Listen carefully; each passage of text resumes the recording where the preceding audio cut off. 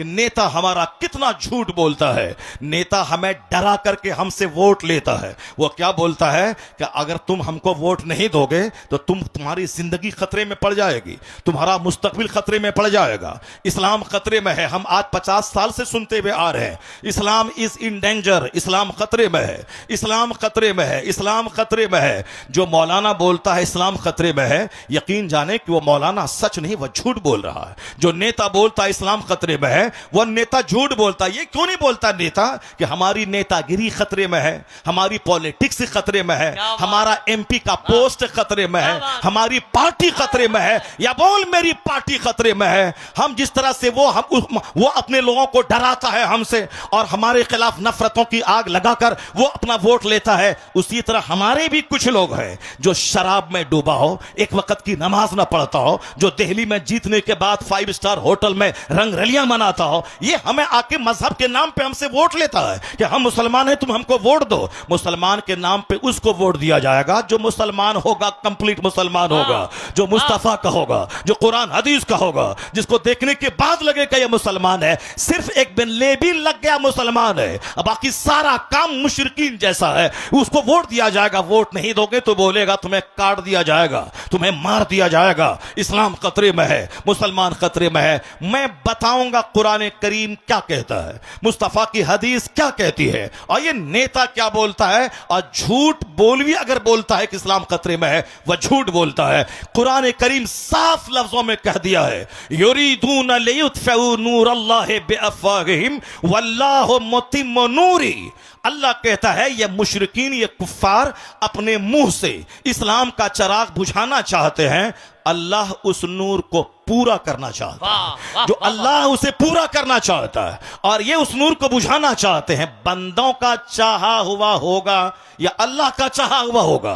ये बंदा कमजोरी का पुतला है, बंदे की हिस्ट्री कमजोर है, इंसान की तारीख की कमजोर है। इंसान पैदा हुआ कैसे है? इंसान पैदा हुआ एक नापाक कतरे से, जिसकी इब्तदा इतनी कमजोर हो कि नापाक कतरे से पैदा हुए हों, जिसकी इब्तदा इतनी कमजोर है या बजती हुई मिट्टी से पैदा हुआ है, जिसकी बुनियाद इतनी कमजोर है कि कई बार शर्मगाहों से इसका गुजर हुआ है। बाप की रीढ़ की हड्डी और मां के सीने की हड्डी से जो कतरा निकलता है, उससे यह इंसान पैदा हुआ। यह मैं नहीं कहता, पैदा करने वाला मेरा खालिक कहता है। फलयंजुरिल इंसानु मिम्मा खुलिक मिम्मा इन दाफिक यखरुजु मिन बैनि सुल्बि व तराइब इन्नहु अला रजइही लकादिर। अल्लाह कहता है a man should consider in his creation. आदमी को अपनी पैदाइश पे गौर करना चाहिए कि वह पैदा हुआ कैसे है।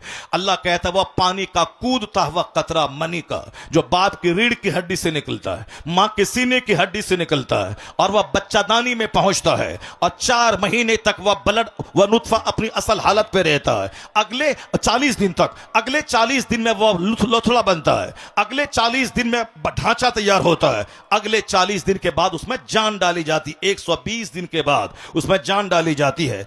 अब 40 दिन का एक पीरियड गुजरता है, पहले लोथड़ा, उसके बाद ढांचा, फिर उसके बाद उसमें जान डाली जाती है। जान डाले जाने से पहले अगर ईमानदार नेक परहेजगार मुसलमान डॉक्टर बोले अगर यह हामिला रही, हमल से रही तो इसकी जान को खतरा है, तो नेक मुत्तकी परहेजगार डॉक्टर की बात मानकर इस काते हमल एबॉर्शन हो सकता है। लेकिन अगर जान डाल दी गई फिर किसी की बात नहीं मानी जाएगी। 4 महीने के बाद कोई एबॉर्शन अगर करता है वह उस बच्चे का कातिल और मर्डरर ठहरता है। तो एक नापाक कतरे से ये इंसान पैदा हुआ है। अब पैदा होता किस रास्ते से है वह सबको मालूम है, और वह नुत्फा जाता किस रास्ते से है वह सबको मालूम है। ये पूरी कहानी कुरान में 2, 4, 10 जगहों पे बयान किया गया है। ये बयान क्यों किया गया है? सूफिया कराम कहते हैं लोगों का मजाज है, जवानी मिली मगरूर हो गया, दौलत मिली घमंडी हो गया, छोटा सा घर कच्चे का पुख्ता बना दिया, अब वो साहब समाज में अपने आप को सबसे बड़ा समझने लगा। हुस्न पे मगरूर होता है बंदा, मकान पे मगरूर होता है बंदा, थोड़ी शोहरत मिल गई उसमें मगरूर होता है बंदा, ताकत जवानी मिली उसमें मगरूर होता है। यह गुरूर तो उसे तबाह कर देगा। यह गुरूर तो समाज में नफरतों की आग लगा दिया है। आज समाज में हर आदमी तन्हा महसूस करता है क्योंकि हर आदमी अपने आप को दूसरों से बड़ा समझता है। गुरूर की वजह से कोई किसी के घर नहीं जाता है। तो हर आदमी ईद के दिन अपने घर में बिल्कुल भैंस बन के बैठा रहता है, पहल करके नहीं जाता, मुंतजिर रहता है कि वह मेरे घर में आए। अब वह भी मुंतजिर रहता है कि यह मेरे घर घर में जाए, ना वो आता है ना यह जाता है, दोनों अपनी सेवई खुद खाते हैं और मोहब्बतों से महरूम रहते हैं। मोहब्बत वहां नहीं होती जहां इंतजार किया जाता है, मोहब्बत वहां होती है जहां खुद से पहल की जाती है। बंदा खुद से पहल करे, मुंतजिर ना रहे कि वह सलाम करेगा, बल्कि खुद से सलाम में पहल करे, इंतजार ना करे कि वह मेरे घर में आएगा, पहल करके यह खुद उसके घर में चला जाए। वह सारी कैफियतें जब थी तो गुर्बत में भी राहत का मजा मिलता था, और आज सब मकान बना रहे हैं और सबका दिल उजड़ रहा है, सबका चेहरा उजड़ रहा है, समाज नफरतों की आग में जलता चला जा रहा है। आका ने कहा था ला तदखुलूनल जन्नत हत्ता तुमिनू, जन्नत नहीं जाओगे जब तक कि मोमिन न बन जाओ, वला तुमिनू हत्ता तहाब्बू, मोमिन नहीं बनोगे जब तक कि आपस में एक दूसरे से मोहब्बत न करो। मोहब्बत करना मोमिन बने रहने के लिए जरूरी है। अपने पड़ोसी से मोहब्बत जरूरी है ईमान बचाने के लिए, अपने रिश्तेदारों से सिले रहमी जरूरी है ईमान बचाने के लिए, अपने गांव के गरीबों से मोहब्बत जरूरी है ईमान बचाने के लिए, और मालदारों को गरीबों से, गरीबों को मालदारों से मोहब्बत जरूरी है ईमान बचाने के लिए। नफ्स के बहकाव में न आए, शैतान के बहकाव में न आए, और घमंडी ना बने, घमंड चकनाचूर कर देगा। इन अल्लाह युहिब्बुल मुतकब्बिरीन, अल्लाह मुतकब्बिरीन को दोस्त नहीं रखता है। तो घमंड यह है कि हम उसके पास न जाएं, वह मेरे पास आए, यह घमंड है। और अखलाक क्या है? वो आए ना आए मुझे जाना है, वह सलाम करे ना करे मुझको सलाम करना है, वह मेरे जनाजे में आए ना आए, हम उसके घर में कोई जनाजा हो मैं जाऊंगा, मेरे बीमार पड़ने के बाद मजाक फुर्सी को आए ना आए मुझको जाना होगा। यह है नफरतें मिटाने का फॉर्मूला। जब बंदा 10 बार सलाम करेगा सामने वाले को, तो सामने वाला जरूर 11वीं बार सलाम में पहल करना चाहेगा, चूंकि अखलाक आदमी के दिल को मुसक्कर कर लेता है, और यही अखलाक की मोहम्मदी है। और यहां नफरतों में जीते हैं कि साहब शौहर बीवी को सलाम करेगा, बीवी कहती है हम कम हैं क्या हम शौहर को सलाम करें, हम क्यों करें, हम उससे कम हैं क्या, हम सलाम करेंगे तो वो समझेगा ये हमसे डर गई है, ये डरती है हमसे सलाम, डरती है इसे बार बार सलाम करती है, ये बोलती है शौहर समझेगा ये डर रही है। और शौहर सोचता हम सलाम करेंगे तो वो बोलेगा कि शौहर डर रहा है, ये साहब हम उससे डर रहे हैं, ये हमको सलाम कर रहा है। ये दोनों भी एक दूसरे से दूरियां बना रहे हैं, एक दूसरे पर एतमाद खत्म हो रहा है। मोहब्बत का तरीका ये नहीं है।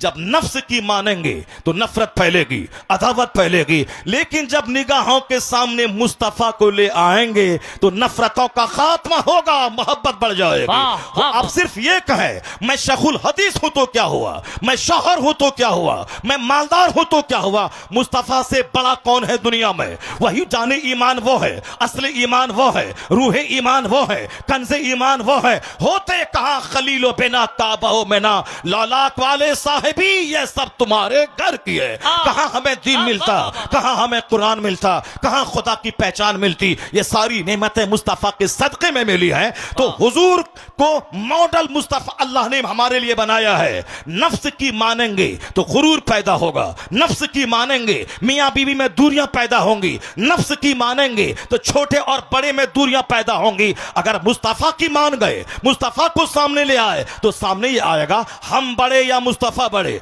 मुस्तफा रास्ते से गुजरते थे तो बच्चों को सलाम करते थे, छोटों को सलाम करते थे। जब हुजूर का कैरेक्टर सामने आएगा तो घमंड मिटेगा, सलाम में पहल और आगाज शुरू हो जाएगा। अगर हम ये सोचे कि हम अपनी बीवी को सलाम क्यों करें, महर की रकम मैं देता हूं, मैं अपने घर में उसको रखता हूं, मैं नान नफका का इंतजाम मैं करता हूं, अगर ये बातें सोचेगा तो फिर वहां घमंड काम करेगा। लेकिन जैसे ही सोच ले मैं बड़ा या मेरे मुस्तफा बड़े, मुस्तफा जब घर में आते थे तो सलाम में अपनी बीवियों को पहल फरमाते थे, अपनी बीवियों को सलाम करते थे, सरकार छोटे बच्चों को सलाम करते थे। सहाबे कराम तो जान हथेली पे लेकर मुस्तफा पे कुर्बान होना चाहते थे, लेकिन हुजूर उनको सलाम करने का मौका नहीं देते थे, सलाम में पहल फरमाते थे। यही हुजूर की अदाएं थी जो अरब के उन अल्लाहों को मुस्तखर कर लिया, अरब के उन बदुओं को सिविलाइजेशन और कल्चर के ऊंचे मेयार पे फाइज कर दिया। जो जंगली थे, जो वहशी थे, हुजूर के अखलाक ने उसे torch bearer of civilisation and culture बना दिया कि खुद न थे जो राह पे औरों के हादी बन गए। क्या नजर थी जिसने मुर्दों को मसीहा कर दिया। उन अरब के मुर्दों को मसीहा किसने बनाया? ये हुजूर के अखलाक ने उनके दिलों को जीत लिया। तो आका फरमाते हैं कि तुम जन्नत नहीं जाओगे जब तक कि मोमिन न बन जाओ, मोमिन नहीं बनोगे जब तक कि आपस में एक दूसरे से मोहब्बत न करो। और आका फरमाते हैं अवला अदुल्लुकुम अला शैइन इज़ा फ़अलतुम तहाबबतुम अफ़शु सलाम बैनकुम। आका कहते हैं हैं एक नुस्खा बताता हूं जिससे आपस की कुदूरतें मिटेंगी, अदावतें मिटेंगी, मोहब्बत बढ़ेगी। आका कहते हैं एक काम करना, उसको अपनी बिल्कुल फैला देना, उस नुस्खे को सीने दिल से लगा लेना। उस नुस्खे को अगर तुमने लगा लिया तो मोहब्बत बढ़ेगी, नफरत घटेगी। आका फरमाते हैं अफशुस सलाम बैनकुम, आपस में सलाम को फैला दो, आपस में सलाम को फैला दो।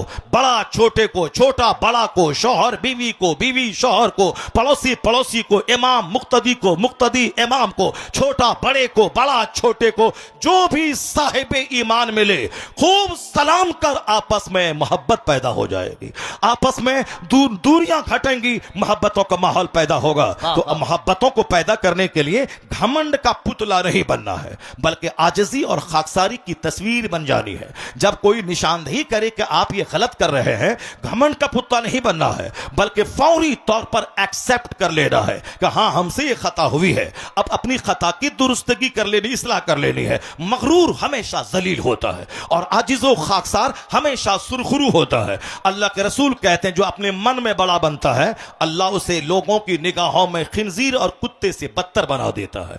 अल्लाह के रसूल कहते हैं मन तवाज़ा लिल्लाह रफ़अहुल्लाह, जो अल्लाह के लिए नरमी इख्तियार करता है, तवाज़ो इख्तियार करता है, झुक जाता है, अल्लाह उसे बुलंद कर देता है।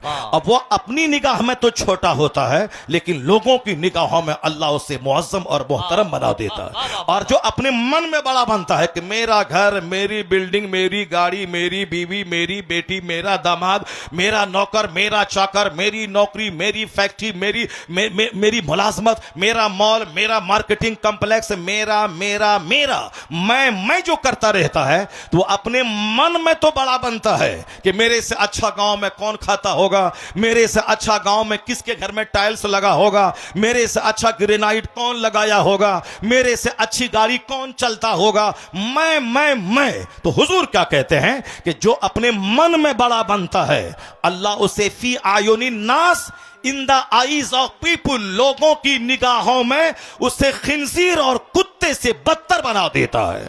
लोगों की निगाहों में अल्लाह उसे खिंजीर और कुत्ते से बदतर बना देता है। इसलिए एक कौम मुस्लिम कुफ्फारो मुशरिकीन की सोसाइटी से अपने समाज को वहां से स्पिरिट मत ले, वहां से डार्कनेस मत ले, वहां से अंधेरा मत ले, बल्कि अपने समाज को उज्जवल कर, अपने समाज को रोशन कर, अपना सारा गुरूर मिटा दे, अपना सारा घमंड मिटा दे, अपने दिल में पैदा हो नफ्स की सारी शरारत मिटा दे, मुस्तफा को मान ले, मुस्तफा की बात मान ले। तेरे घर में मोहब्बत का माहौल, समाज में मोहब्बत का माहौल, सोसाइटी में मोहब्बत का माहौल, तू उसके घर में रहेगा, मोहब्बत की जन्नत में रहेगा। नारे तकबीर, नारे रिसालत, मज़हबे इस्लाम। वरना मकान तो सब बना रहा है, गाड़ियां तो सब खरीद रहा है, इस कदर सस्ता है मकान कि जो तेरे घर में गाय चराता था वह तुझसे अच्छा घर बना रहा है। जो तेरे बाप दादा के घर में, जिसको अपनी जबान में कहते हैं बाप की गोड़ी में,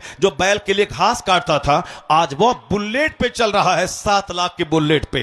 क्या रहा? ये दुनिया जलील है, जलीलों को ज्यादा दी जाती है। यह दुनिया की वजह से किसी को इज्जत नहीं दी जाएगी, क्योंकि आज दुनिया इतनी सस्ती हो गई है। यह दुनिया मुशरिकों और कुफ्फार को ज्यादा दी जा रही है। अगर कुरान पढ़ लिए होते तो कभी गरीबी का शिकवा न कर दे, और कभी किसी मालदार कुफ्फार और मुशरिकीन को देखकर अपने ईमान का सौदा नहीं करते। अपने बाल बच्चों को बताएं कि कुरान में अल्लाह ने कहा है ज़ुय्यना लिल्लज़ीना कफ़रुल हयातुद दुनिया व यस्खरून मिनल लज़ीना आमनू वल्लज़ीना तक़ौ फ़ौक़हुम यौमल क़यामा। अल्लाह कहता है दुनिया की जिंदगी कुफ्फारों मुशरिकीन के लिए सजा दी गई है। The life of this world has been decorated for disbeliever. इस दुनिया की जिंदगी जो अल्लाह को नहीं मानता है, जो मुशरिक है, उसके लिए अल्लाह ने दुनिया की जिंदगी सजा दी है। दौलतों से, सेहत से, तंदुरुस्ती से, खूबसूरती से, हुस्नो जमाल से खूब सजा दिया है। वयस्खरून मिनल लज़ीना आमनू, और ये कुफ्फार और मुशरिकीन मुसलमानों को देखकर हंसते हैं।